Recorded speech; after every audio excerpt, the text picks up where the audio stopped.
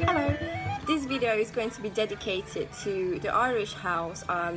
We are a group of students, me, Klaudia, Eva, David, Ivan and Luigi, and we study International Hospitality Management at University College of Northern Denmark. We are assigned to make this video because of our organizational culture classes, and basically what we're gonna try to demonstrate in this video is that we're gonna talk a little bit about hostmanship of the Irish House, where I am right now, and then we're gonna move on to authenticity and how the owner is trying to communicate that authenticity of the Irishness in Ireland to the customers in Denmark here in Aalborg. We're also gonna talk a little bit about exposed values and beliefs, and that we're gonna get inspiration from the researcher Shine and Martin. So, in this video, you're also going to see how to make a proper Irish coffee. Now I'm making it myself, so we're going to show you a little bit of that. And then we're also going to show you some pictures and images of how it actually looks outside and inside of the Irish House. So now I will talk about hostmanship, which is the art of making people feel welcome. We use the book of Jianu and Ola Blom.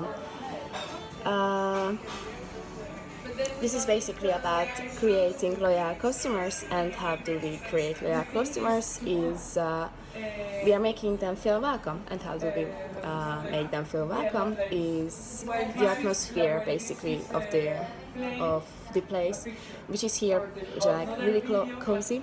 The information what we give to the customers, which is here the menus of the place and everything like that. About foods and drinks. The design of the place, how you will see or you already seen, is typical Irish design and interior. We will make them feel, or the pub makes them feel secure and safety. They are providing that there are not going to be drunk people who are going to hurt us or customers or guests. Greeting, there is a specific way how Ivan mentioned or going to mention that they are speaking in a really polite way. They are calling us sir or madam as well, and they are really paying attention to customers as well. The staff is quick and talkative. Also, there is 6 fundamental of the hostmanship. There is interaction, the big picture, the dialogue, the responsibility and the consideration and the knowledge. Here I would like to mention the responsibility, which the pub says that they are promising an Irish experience here. That's their responsibility, and there is also the knowledge that the staff already knows how to serve people in an Irish way. So the organizational hostmanship is basically about the culture where values are the overriding concept, where the key is shared responsibility. The owner of the pub has to rely on his employees, so he has to trust them. And the national hostmanship is basically about that there is a little island in Aalborg which is all about Irish culture, and the owner wants to show it to the Danish people and all the other nations in Aalborg.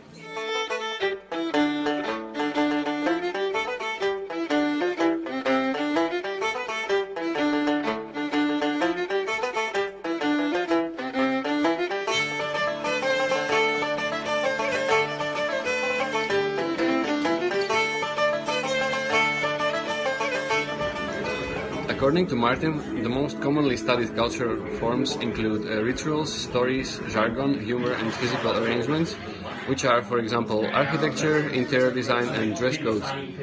It may also include music, dance, art, names, signs and symbols, performances, ceremonies, handicrafts and narratives, or many other artistic or cultural expressions. In our case, the pub's interior design includes furniture from Ireland, decorations from his family. Every employee is introduced to the story of the owner, who he is, how he started, so they understand and have a feeling for how they should serve the guests. Also, something specific for an Irish pub is that they are haunted. This one has a story about a woman that hang herself in the cellar, and her ghost is still haunting this place. Every employee is speaking in a specific way. For example, they use sir to address the guests. The owner himself has a very specific sense of humor also. And as for the rituals, for example, every beer has a specific way of drafting, making it kind of a ritual.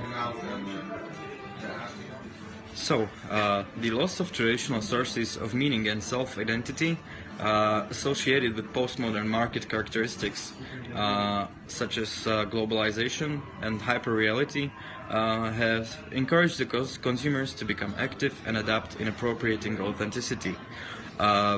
By word authentic, we can understand association with genuineness, reality and truth. And what the Irish House is trying to interpret by authenticity is the idea of Irishness, which is based on Irish imported furniture and decoration, also the traditional food and beverages based on the traditional recipes and perfectly draft beer. But most of all, it's about Irish hospitality, which is based on interaction with people and attention to detail. And authenticness is also related to friendliness of personnel, related to authentic service and product knowledge employees have to have. They're also supposed to speak English, and also they are keeping it with authenticity, implementing of new things and keeping innovation, but going hand in hand with maintaining the spirit of Irish hospitality.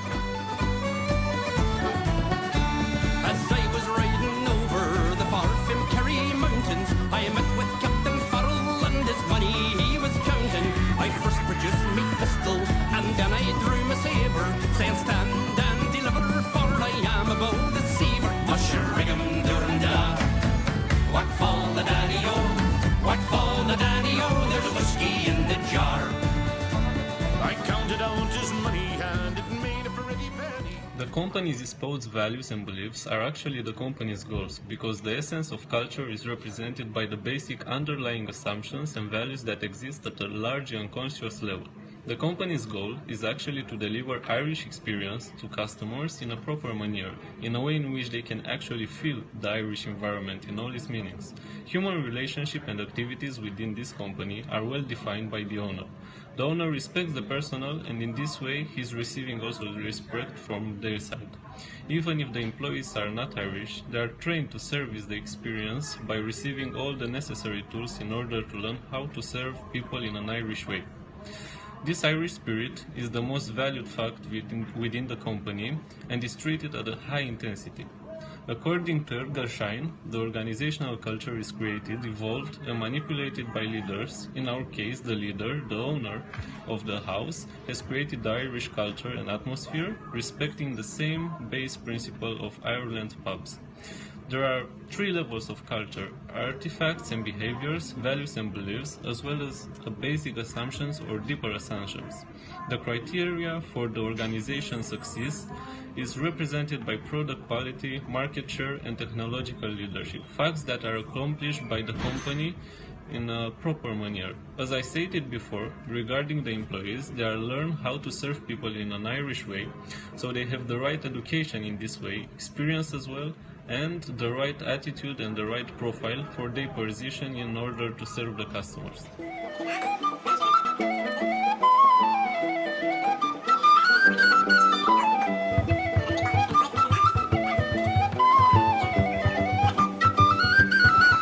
There's a county map to go with the wall, the hurl, a stick and a shinty bowl, the brick, the brack, the crack, and all. Let's call it an Irish pub.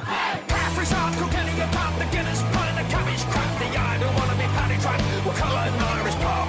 While all be folk to swear upon the holy book, the only crack you'll get is a slap in the air.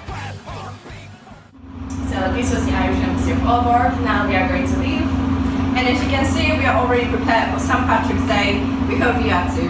Bye!